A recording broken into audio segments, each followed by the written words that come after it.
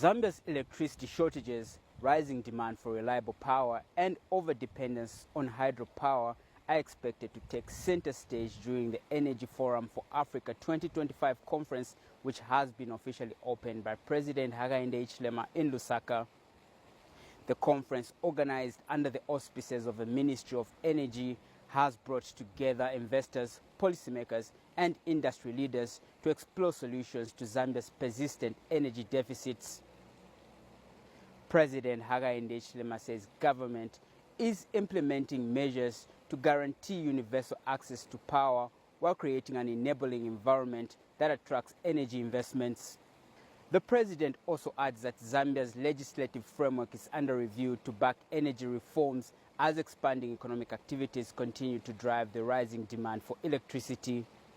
The gap, you can say, shortage of electricity may have been like that because of the drought, which we have to address. But the gap is growing now because the economy is growing, which means the demand for electricity is growing. So we have to work harder. We need to address those issues. But back to the reforms. The government here will continue working on the reforms. Open access, independent power producers, which was taboo to talk about a few years ago in this country. Today, the reforms are making it possible.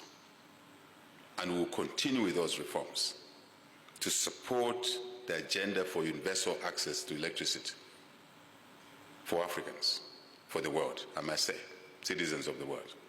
Zambia is determined to lead Africa's energy transition towards cleaner, sustainable, and diversified energy systems.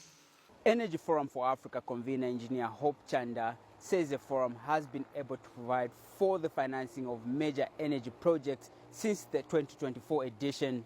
We explored hydropower because we know that we can still harness that hydropower and then merge with other renewable resources.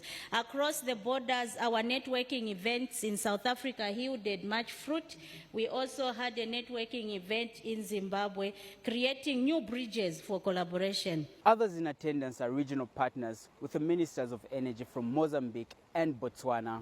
Our mandate, together with several of my colleagues, are to ensure that we work on last-mile access, capacity expansion, cost reduction, regional integration, and power trade. The three-day forum is expected to